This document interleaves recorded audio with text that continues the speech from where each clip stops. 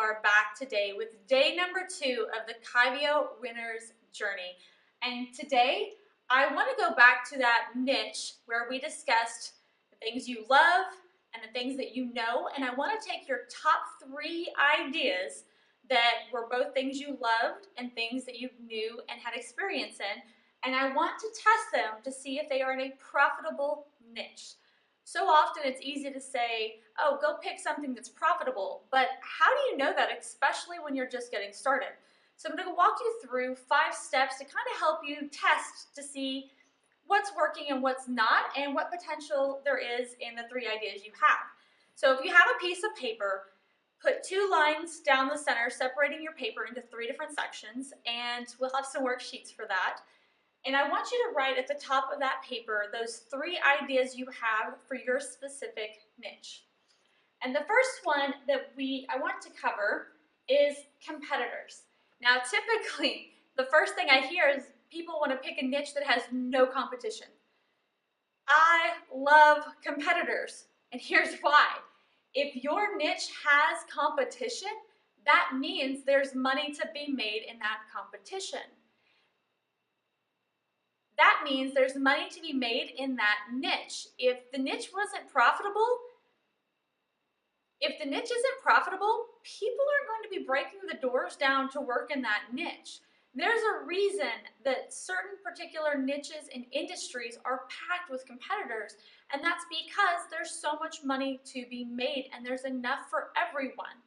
So the first one is just to research in those 3 ideas that you had, who are, let's say, 2, 3 competitors, and see, just generally how much competition is out there.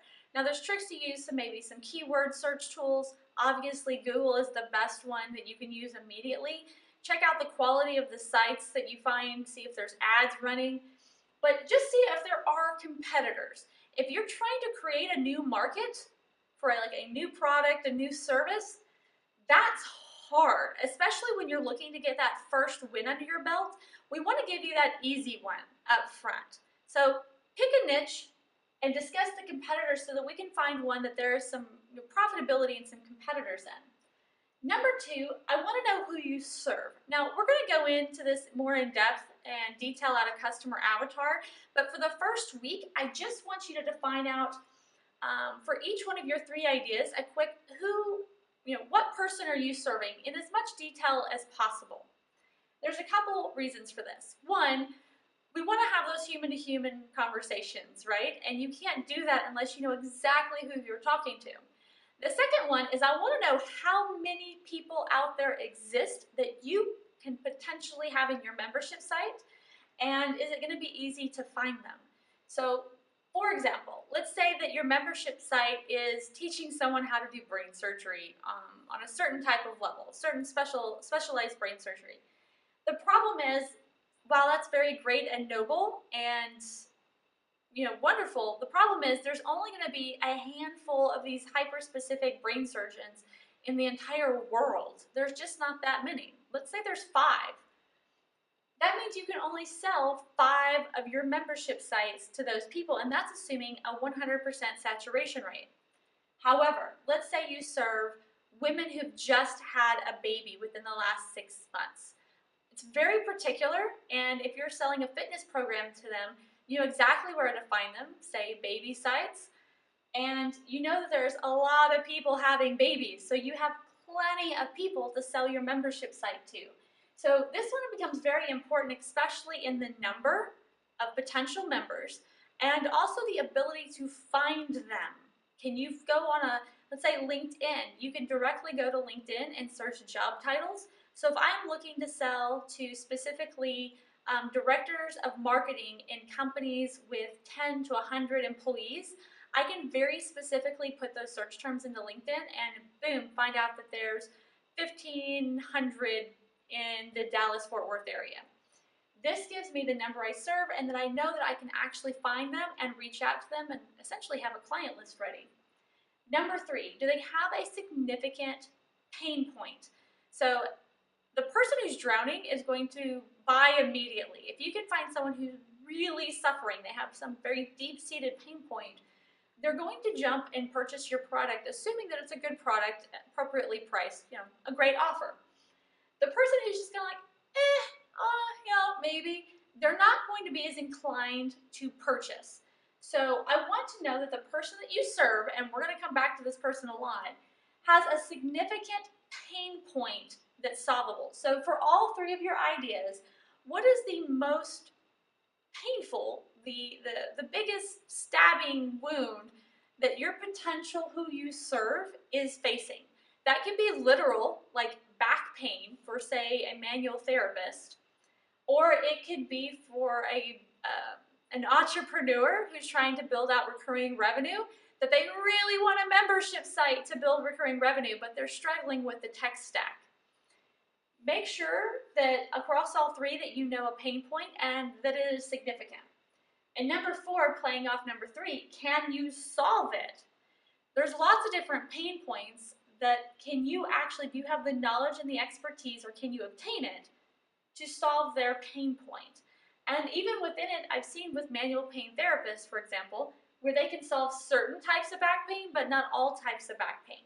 So make sure that whatever problem that's this pain point over here that we've listed, that you have the ability to put a membership site together that can actually solve the pain point and fulfill on the promises you're going to make on those initial landing pages. And number 5, the USP, your unique selling proposition. What makes you different? So going back to your competitors for each one of your 3 ideas, I want you to write what makes you different. Do you have 25 years in the industry? Do you have you won several awards? Do you teach in a significantly different way than all of your competitors do? What is it that makes you stand out?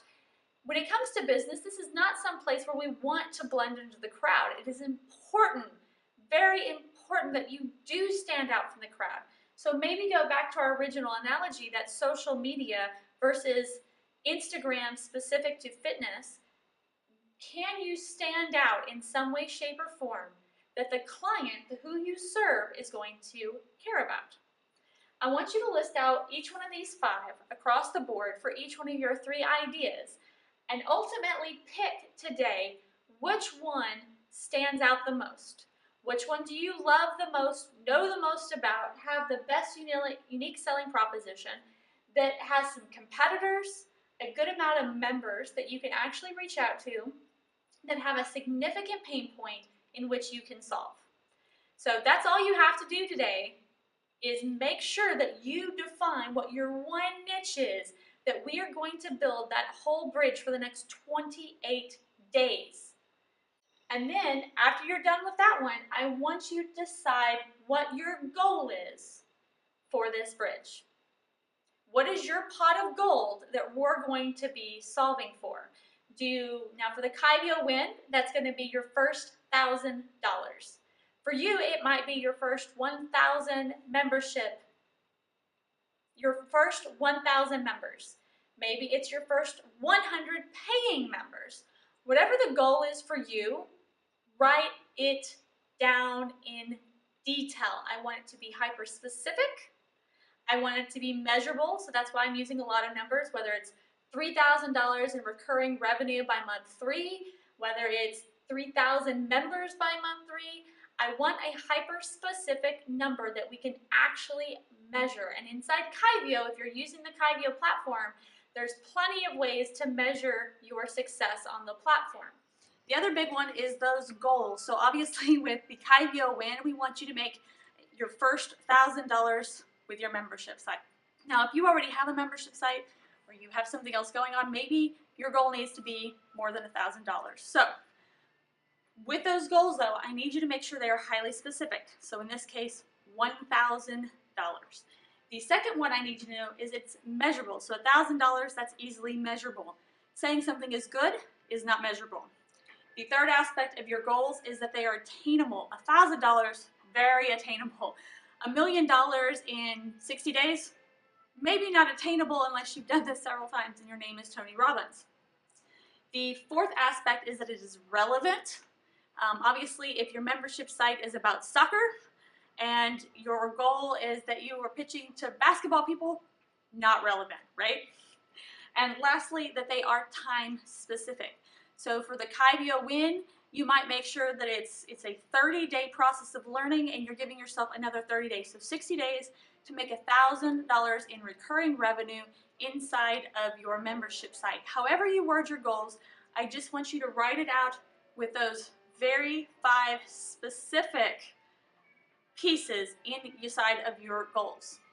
Again, if you have any questions, please jump over into the Facebook Kyvio School for the Gifted Entrepreneur group and ask. Tag me, tag Neil, and let your peers, because you're one of us now, let us all chime in and help you post it publicly.